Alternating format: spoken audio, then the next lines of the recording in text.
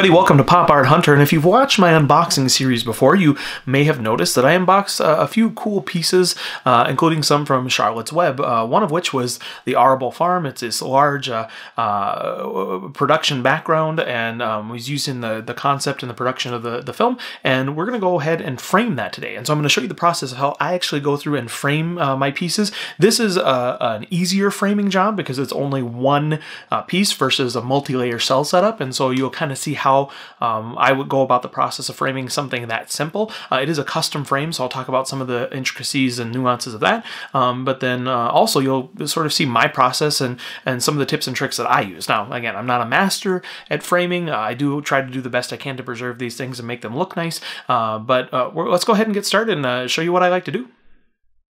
So we're going to be framing this original background into this larger frame. I went ahead and unboxed all of the components of the various frames that I received, but I did not take them out any further than that. So these, I ended up getting a wooden black frame to kind of fit my attire. I got just a blank back. It's a 4-ply museum rag mat. Some people, again, will suggest 8-ply. I think it's a little bit more expensive and not 100% necessary, so I end up getting the 4-ply, and then I got one 4-ply museum rag mat for the piece itself, to frame in the front so it doesn't touch the plexi, and then I got some UV acrylic plexiglass as well. And so that's what this piece is here. So we'll take those one at a time and put them in. So the UV protectant acrylic, again, I like the acrylic because it is very it's a little bit easier to use, in my opinion. It's a little bit more durable. There are some options to have some scratches and things of that nature, but as long as you're not rubbing things on it or, you know, doing damage or dropping, it's not going to be as big of a deal. But if it were to drop off the wall, I believe that there wouldn't be as much of a damage to the actual piece itself. Whereas with glass, you know, that can break, that can cut production cells and things of that nature.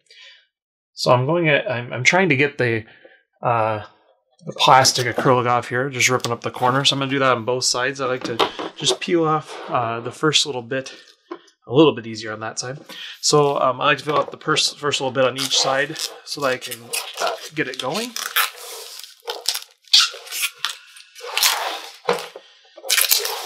Just take this step by step and take it off.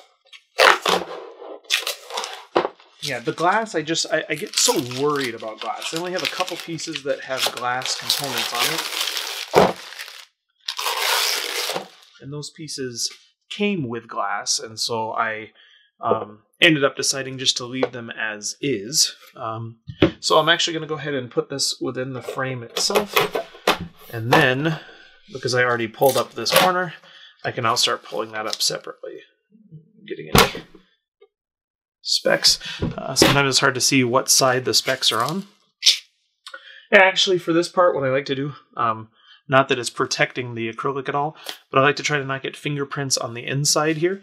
And so I just use this to push down, wear the glove for that. And it's probably a good idea to wear the glove anyway, to protect the cells and the background. Sometimes I don't follow that advice 100%, especially when I'm doing the paper backgrounds. If I can hold them by the back or by the edges, I'm not as concerned, because sometimes when you're framing, it's a little bit more difficult to actually do the taping and lining things up correctly when you're wearing the gloves. You know, things stick to your gloves, and the archival quality tape is not as durable as some of the other tapes as far as the adhesive is concerned, and so sometimes that will be more difficult because it will, you know, not stick to the paper as much, but it'll stick to the glove a little bit more.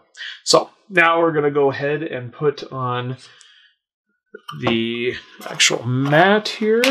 It will frame everything up correctly. Most people, or at least on the defaults on a lot of the framing websites, which this is a custom ordered frame specific to my dimensions, most of the times the default will be to have an overlap of about 1/8 inch between the print or the cell and then the the actual mat itself. I like to go with 1/4 inch, just because it gives a little bit more of a surface area to use tape on, and it provides, I think, just a little bit more stability overall. It can cover up a little bit more of your piece, obviously, approximately 1/4 inch of it, but I don't think it looks bad, and I think it provides a little bit more surface area. Sometimes you'll find a print or a drawing that along the edges will have just a little bit of damage or something, and so you want to make sure it doesn't come outside the mat or is exposed in that way. So now that we've got this here, the next step is going to be to try to actually put the piece within it, and this is an easy one because it only has the one piece, so you only use one piece of the matting between the plexi and then the piece itself, and then the back museum rag mat. And so all the only thing that's touching the piece would be rag mat. If you have multiple pieces or another cell or something in front, you want things between each and every layer if possible. There's only a couple pieces I have that's not really possible because I have a large keymaster background that has a very small cell in between. There's no really way to frame that cell out without it touching that piece. I could remove it and frame it separately. It was already framed, and so for that particular piece I chose not to. So we're going to go ahead and use this piece. I'm going to go ahead and use one glove just to try to help protect if I happen to touch the front of anything. But again, we are framing this particular piece, the Arable farm from Charlotte's Web. And so I'm going to go ahead and turn this around and set it down. Now, hopefully, this is the moment of truth where we find out whether or not we measured correctly. There are many times that I will get a piece. What is it? Measure twice and cut once. Sometimes I like to measure 3 times and cut once. There's occasionally where I will come across a time where I didn't make the best choice when it came to measuring, or occasionally when I'm trying to center up. I'll show you a few frames in another video where I framed up some Disney concept artwork, and after I framed it up, it ended up having the figure a little bit off center, and so I have a figure that's centered, and then this one that's kind of wampus because I forgot I didn't measure correctly how the cells were going to fit in the back of the drawing. So now what I like to do is I like to take this. It's a museum acid-free tape, and I like to put a couple pieces on. I try to guesstimate here, make sure that the corners are meeting correctly, and see exactly, making sure it roughly is going over about 1/4 inch. And then I like to put just a couple little pieces of tape in various spots here to make sure that it's where I would like it. And then after I do that, I turn the frame over, take a look at it, and once I'm satisfied with how it looks framed up, it's not crooked or anything, then I'll go ahead and secure more tape on. So I'm just putting a few pieces of tape temporarily, and now we're going to go ahead, actually put just a couple more. This is a longer piece, so I want to make sure it doesn't accidentally get warped or a little bit more damage there. So now that we've got that, I'll go ahead and turn it over. Just holding and securing the back as best I can. It's a very long piece, but it looks like that looks pretty good. And you can see it's kind of struggling there.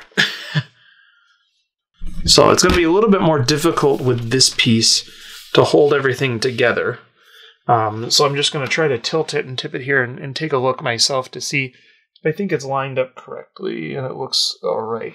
Now the only thing about this one is, so as I'm looking at this, and you can't really see here, I can see on this side that the peg holes don't line up exactly the way that I would like. And so I'm going to go ahead and move that down a bit. And I've got this in a position that works out well for that. So I can sort of measure, and I can see that things are not working correctly. So this tape, again, it's made for preserving and archiving materials, and so the adhesive is relatively light, acid-free, and I'm going to go ahead and just move this down slightly because I would like to make the peg holes roughly even with the mat. So that's one thing that it's definitely more difficult when you have peg holes that are exposed. If one is off 1/4 of an inch on one side, you're going to see that it's crooked. Versus if the peg holes are further away, which I would have the option of maybe moving it up a little further, but it might get exposed on the bottom. If they weren't in view, you wouldn't be able to see this stark difference. If it was a little bit off, I mean, is that just part of the drawing or the perspective, or is it something with the piece itself? So I'm just going to go ahead and look one more time. Again, it's very difficult to see on your side here, but it looks like that's pretty good. Yeah, I think that's actually very good. So I like this the way that it is. This is a heavier piece versus, a cell. This is a longer piece. The paper is a little bit heavier of a stock. So I'm actually going to use a little bit more tape than I traditionally would, just because I want to try as best as possible to remove some of the wrinkles. Now, there is some different opinions on this. I'm not an archival expert, but I do work with a lot of pieces, and I haven't had many issues with things getting damaged. But a lot of people don't want to tape on too many sides so that things possibly have the chance of warping or wrinkling or ruffling because you have it taped down in too many spots. And with the change of humidity and temperature, it can expand and contract things. I like, again, to make it a little bit more secure, especially on the paper pieces of this length. I really want to make sure that I'm not causing additional rippling or things like that. And once you get the backing on it and you get everything a little bit more secure, I feel that it's not going to have much of an option for movement. So I don't make it too taut. I don't pull on the pieces. I'll make sure I, press it and pull on it so it actually gets taut. But I definitely do put a couple extra pieces just to remove some of the rippling and those types of things, so it doesn't appear that way in the frame. I think that if you put it in the frame rippled already, the chances of it rippling further or receiving more damage are probably going to be greater. So I like to put a couple extra pieces here. So I'm just going to work around each side, just put a couple pieces.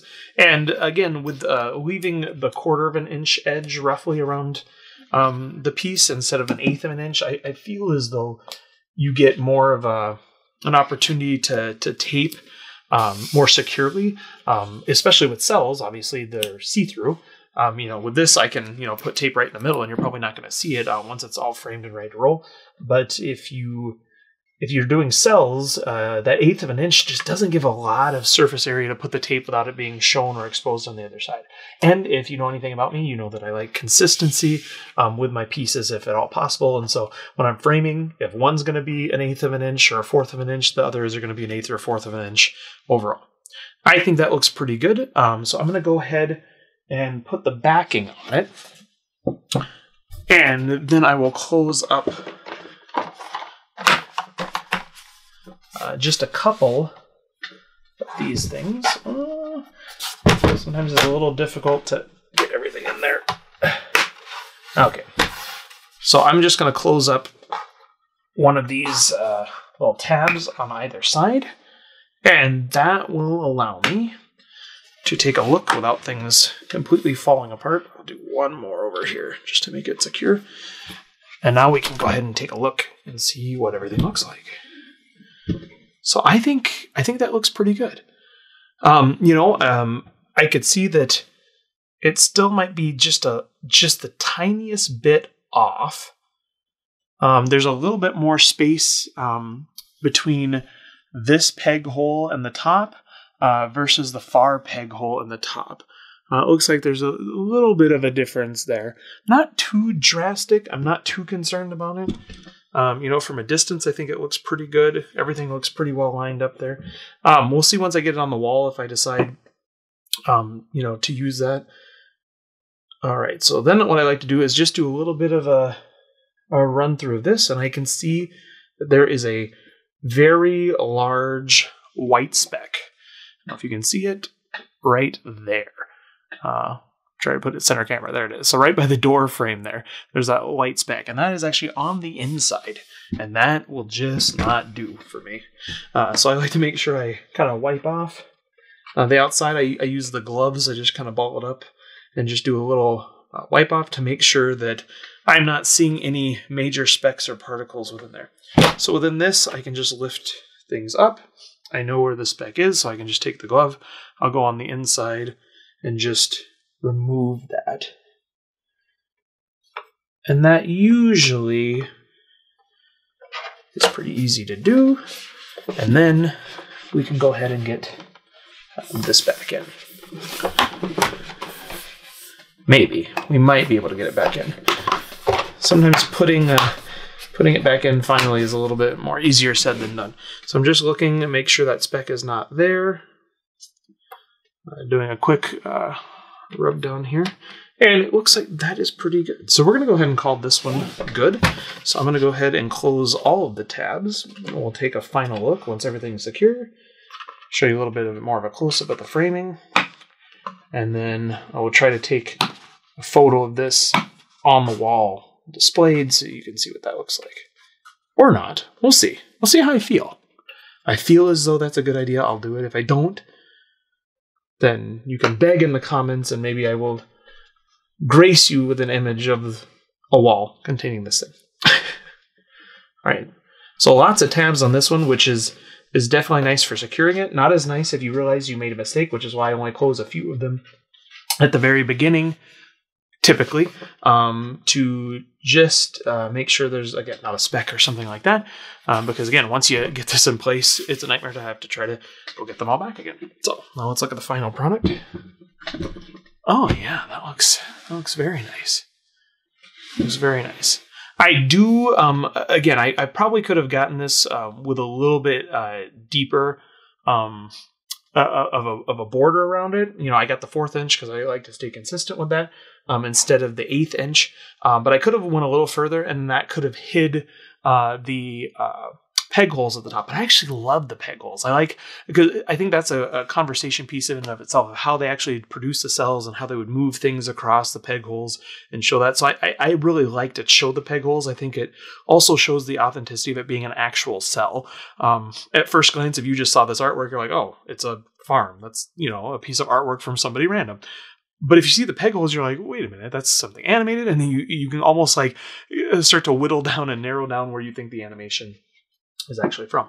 So really happy with this. I think it looks great, and we'll get it up on the wall, and it should look really good.